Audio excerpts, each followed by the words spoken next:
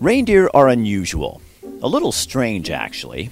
Odd-looking, out of proportion. They don't fit in. Do you ever feel like that around the holiday season? Me too. And we're not alone. As a kid, I took a lot of ribbing over my last name, Dancer, around the holidays. But it was okay. It made me feel important and somehow connected to Christmas. But the more commercialized the holiday season becomes, the less attraction it has for me. Like the reindeer, I too am a bit strange. I feel like Charlie Brown spinning my wheels trying to figure out how to do Christmas without all the trappings and trimmings. The older I get, the more real I need things to be. Truth matters. For the next 28 minutes, you and me are going on an adventure. A search for, I don't know, I guess I'm looking for something real about Christmas. You ready? We begin at St. Mary's Catholic Church in Eugene. Why? You're about to find out. You know Dasher and Dancer and Prancer and Vixen, Comet and Cupid and Donner and Blitzen. But do you recall the most famous reindeer of all?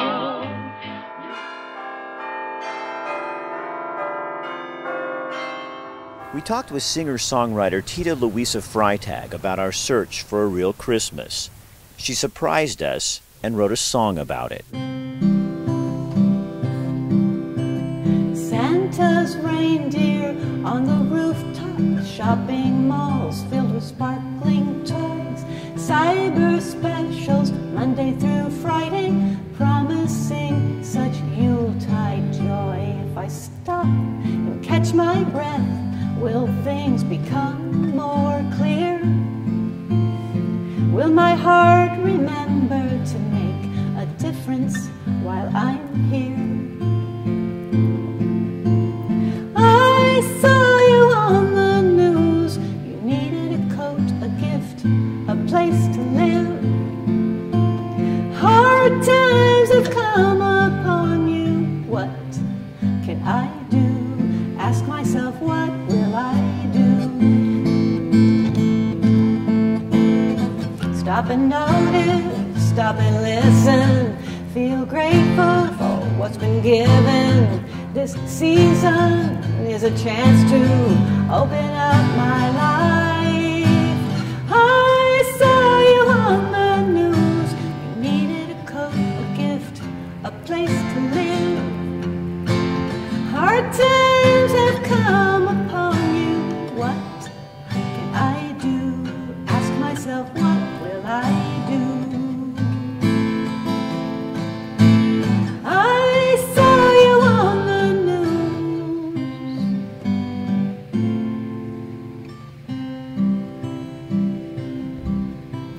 Cyber specials Monday through Friday, promising such Yuletide joy. Whether you see Christ as a historical figure, or someone you follow, or a savior, his life and the celebration that bear his name have very little in common. Christmas is more about buying and selling and getting, and the stress than it is the things Christ represented, which were serving and giving and challenging the status quo and taking care of the poor. Christmas celebrations tend to focus on marketing, money, excess, and overdoing it. Christ was drawn not to the powerful and the mighty, but to folks who were often ignored. We heard a story about a man and his unusually large heart. His name is Billy.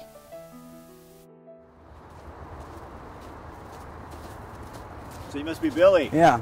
Hey, Billy. How you doing? No, thanks for meeting me. I appreciate it. So tell me what happened when you met these people. It was right here, right? Yeah, I was right over here on the other side of the bushes here. I was sitting on the table, and they were out here just laying in the grass sleeping. And when they woke up, they came over and asked me if I knew where to find any blankets or anything, because they were cold and all their stuff gotten stolen. And at that time, I didn't know of any place that was open. So I thought, well, I got some sleeping bags at home in the shed that just sitting there. And so I went and got some food, some sandwiches and some chips and some drinks, and I brought it back to them. Why'd you do that? It's kindness in my heart. I just felt sorry for them. I don't have a lot myself, but what I do have, I don't mind giving it if I have it. Now why? That's not real normal in our culture, Billy. Right. Well, it's just the right thing to do. You know, it's not about me. I got a nice warm house to go home to, and they don't, so I didn't need it. I gave it to them.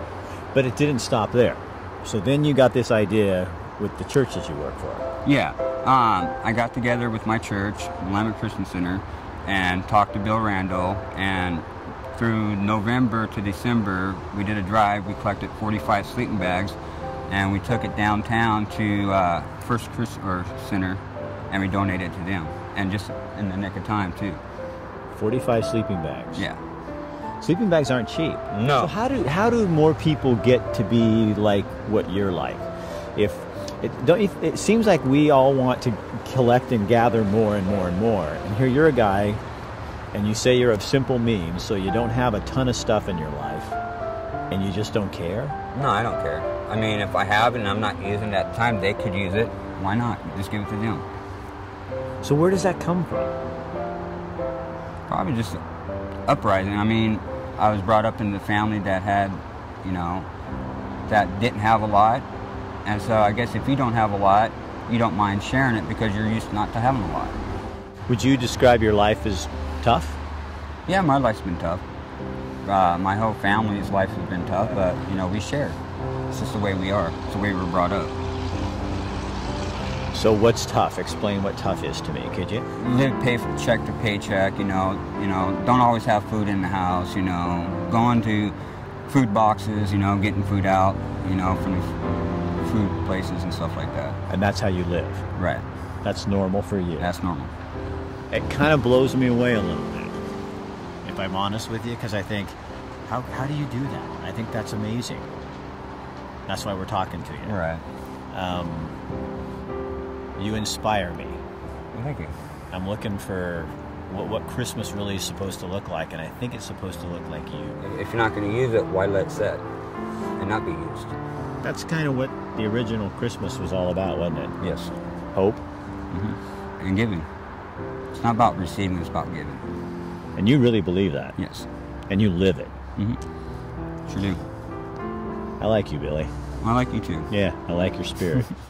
There are a lot of Billies out there. They are the untold stories that rarely make it to the public relations desk. We found a couple of short stories that we want to tell you.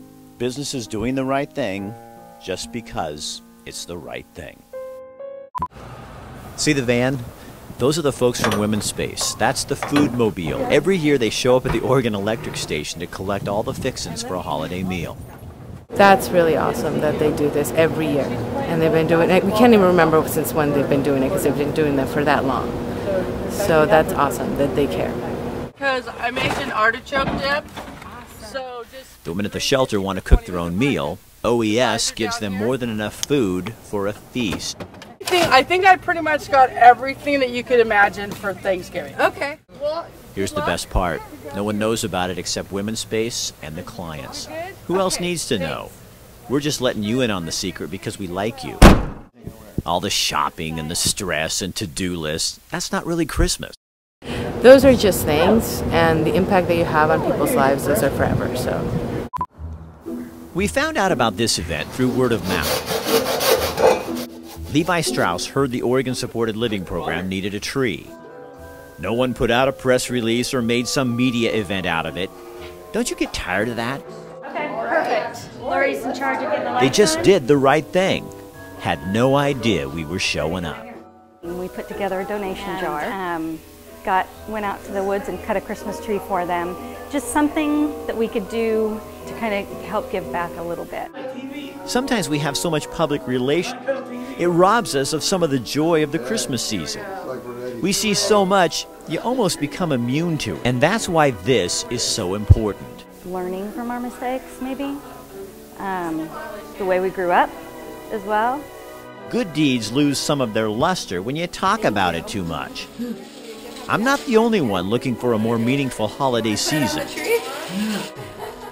The best part is right there on those faces. You don't have to explain kindness or goodwill to these guys. This is all about them, and they know it.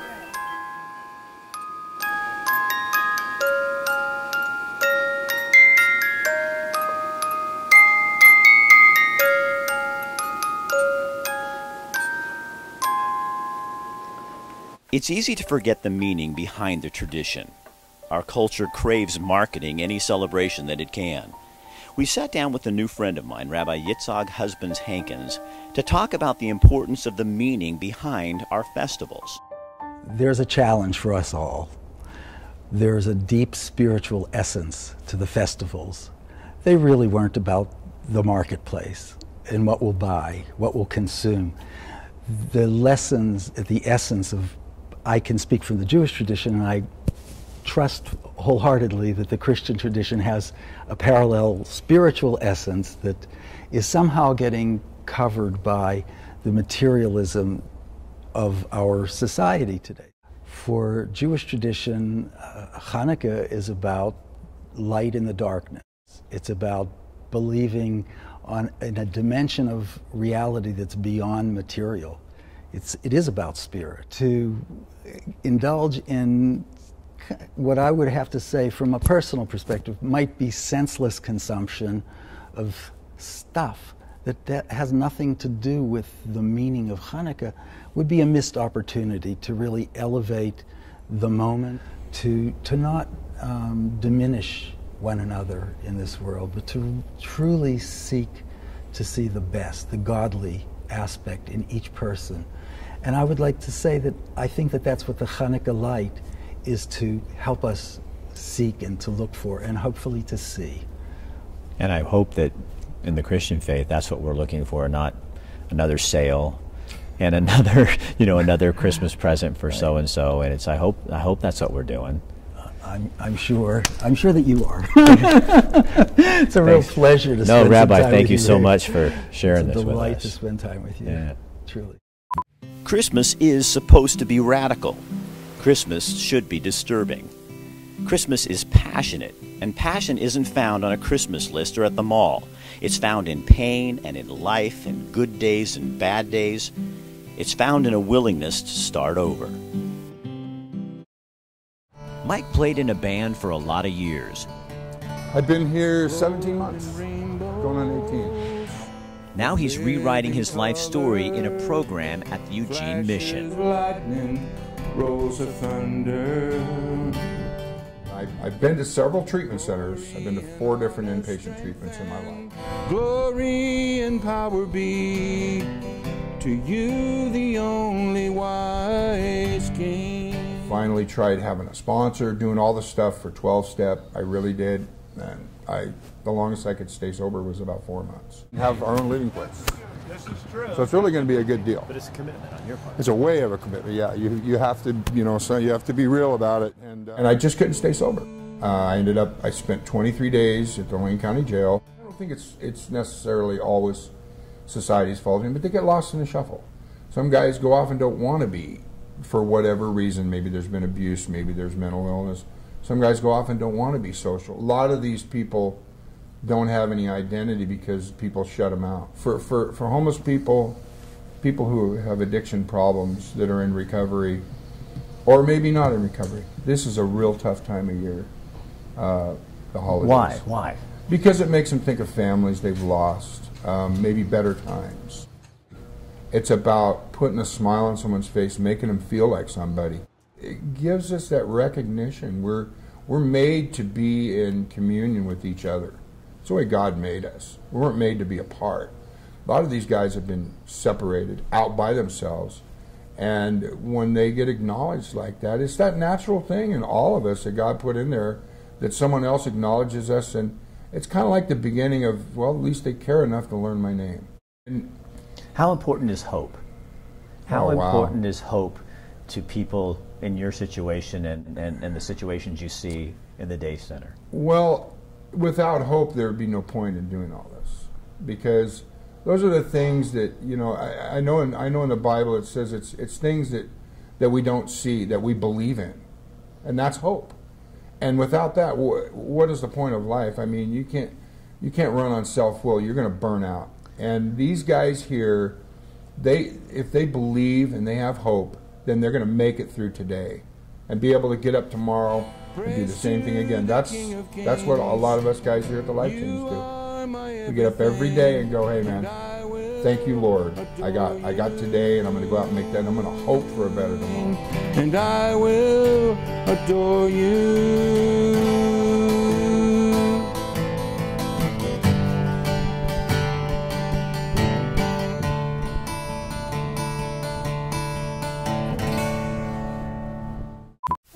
But come on, Rick, celebrations are not all about seriousness and introspection. They're about community and a willingness to stop and participate in what's going on around you. Taking time just to sit down and see the stuff that's happening on the streets.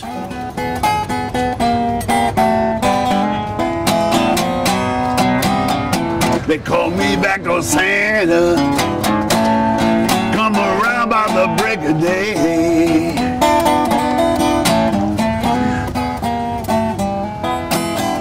Call me back to Santa. Make my rounds by the break of day.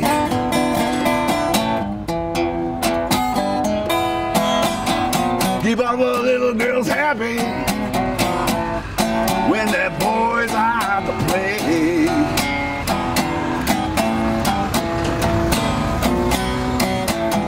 Ain't like old Saint Nick.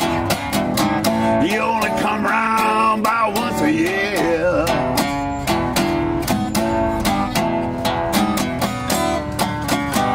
Ain't like old Saint Nick.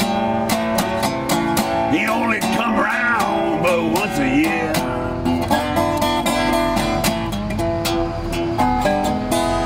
But I come running with my presents, honey, every time you call me dear.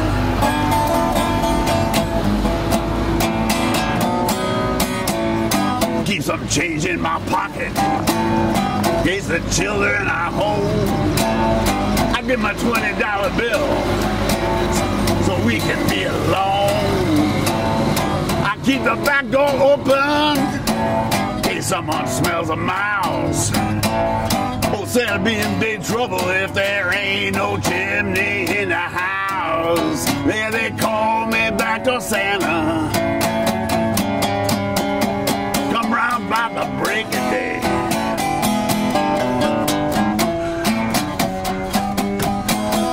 Keep all the little girls happy while their boys are out to play.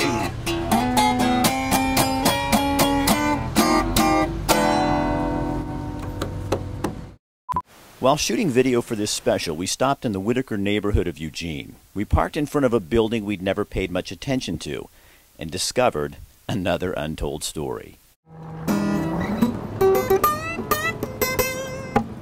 It's hard to play out here. The Jesco rents the hall for NA and AA meetings, all 12-step stuff, and it's a fellowship. So you're a heroin addict? Yes, ex-heroin addict and a crackhead. And how long have you been off? I'll tell you, 5 years and 8 months. So 5 years and 9 months. What is Christmas to you? Well, I'll tell you what, Rick. I hated the holidays until I got clean. Christmas was sad for me because I didn't want to be alone. And since I've been clean, and I'm not bullshitting you, I've had great Christmas means to me being with all these folks. And it's good stuff. So why do you get teary when you talk about that? I don't know why. Just because it's a happy thing for me. Because I was looking for stuff like that. People have become friends here. And you're all getting clean. Yes. Do you think people would be amazed what goes on in this building? Would they? Here in the heart of the Wit is this little place that just is. I think they would. Sometimes I'm amazed. I'm really so thankful to be here. So isn't that what Christmas is really about? Yeah, you're making me cry.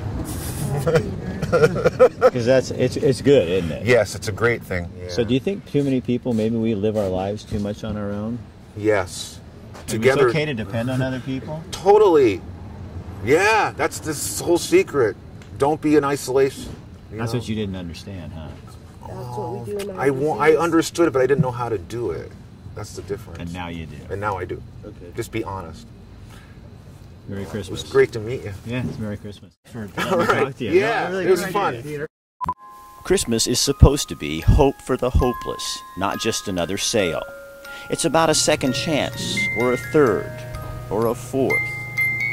Christmas is about changing the way you think of the world around you.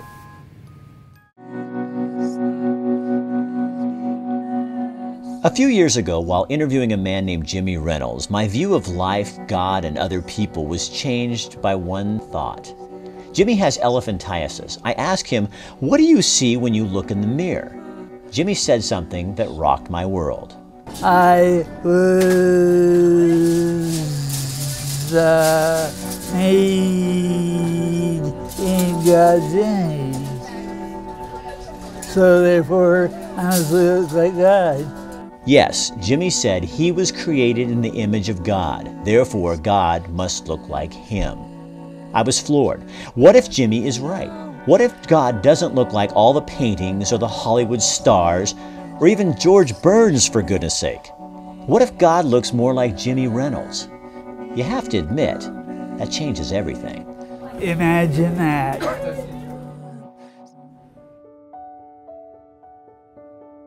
Everybody's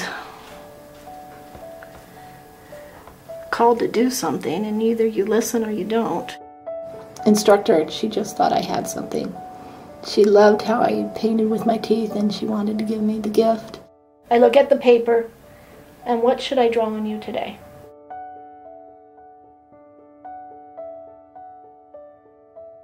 I need total physical care. That's something I cannot do. I can't run, always wanted to run. I've gone skiing before, and that's an experience. I could do anything I want to do. If you put your mind to it, all great things can happen.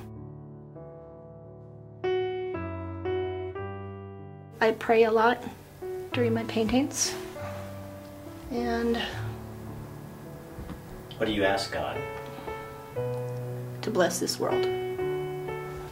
If the world was blessed, then everything else comes and falls in place. And I pray for my family. That's the kinds of things, and mostly peace.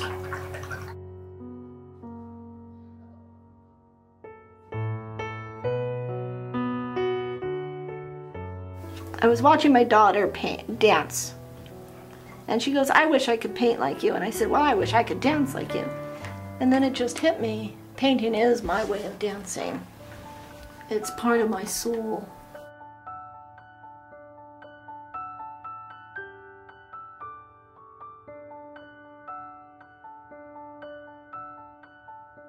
When my boy was 1 year old, he was all over the place, and I had to catch him, and he weighed 60 pounds. After 60 pounds, I could no longer pick him up.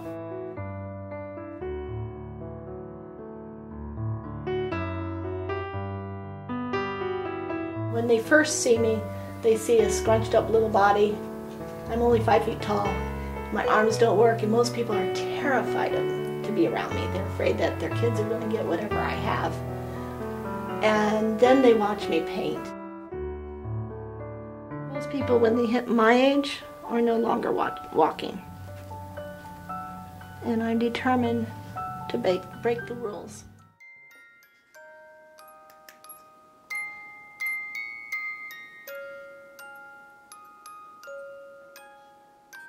My name is Dave Williams. I work with Hosea Youth Services, which work with at-risk and homeless youth here in Eugene, Oregon. My past is I grew up like these kids at Hosea. I grew up on the streets. I spent a couple years, actually as a middle schooler, on the streets, and then on and off again through my high school years. I think Christmas just definitely gets in that self-entitlement mentality where it becomes all about us and what I want for Christmas, what the presents I want, and you forget, you know, for a lot of these kids that I work with, when Christmas comes, you're just throwing everything they don't have in their face. And so walking down the street or seeing families out loving on each other, they don't have any of that.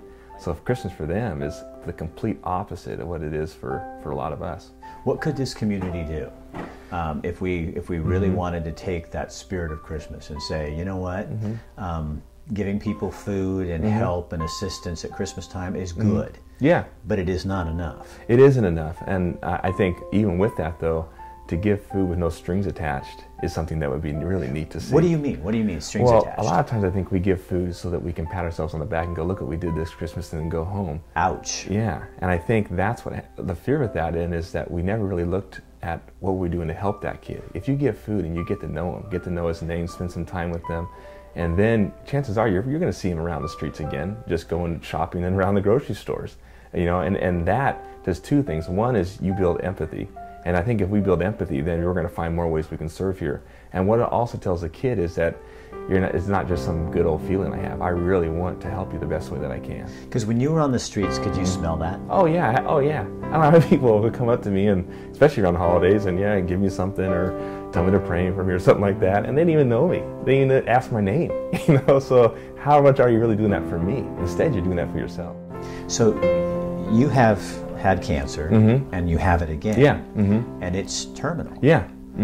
So what?